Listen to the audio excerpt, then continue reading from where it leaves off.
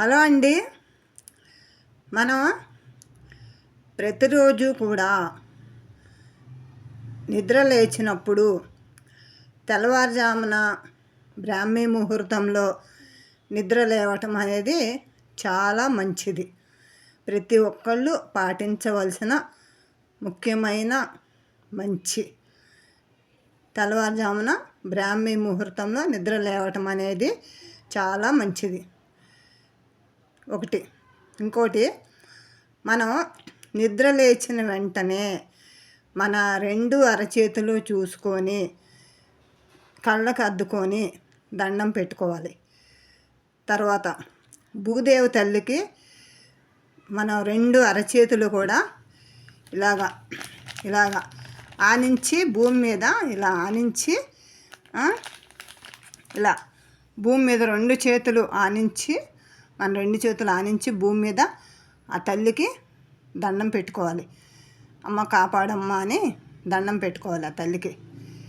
మన రెండు చేతులు ఆనించి దండం పెట్టుకొని ఆ తల్లికి ఇట్లా దండం పెట్టి కళ్ళకు అద్దుకోవాలి. తర్వాత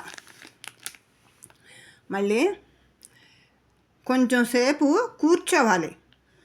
మనం కనీసం ఒక అరగంట సేపు అయినా సరే నిద్ర లేచిన తర్వాత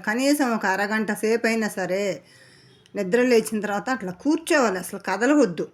అట్లా కూర్చుని మనం దేవుణ్ణి ధ్యానం చేసుకోవాలి. తలుచుకుంటూ ఉండాలి దేవుణ్ణి. అట్లా కూర్చోవాలి అంతే. స్పీడ్గా నడవటం, స్పీడ్గా పైకి లేవటం అలాంటివి చేయొద్దు. ఒక అరగంట తర్వాత అప్పుడు చిన్నగా లేచి చిన్నగా నడుచుకుంటూ వెళ్ళి మన పనులు మనం చేసుకోవాలి. అలా చేయటం అనేది చాలా మంచిది.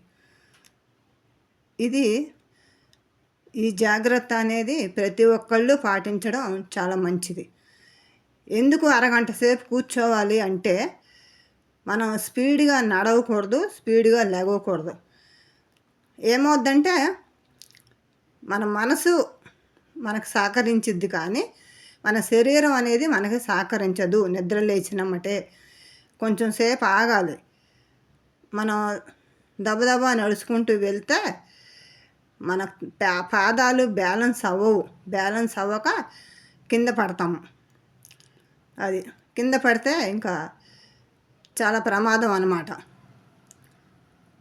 చాలా ఇబ్బంది అవుద్దిగా.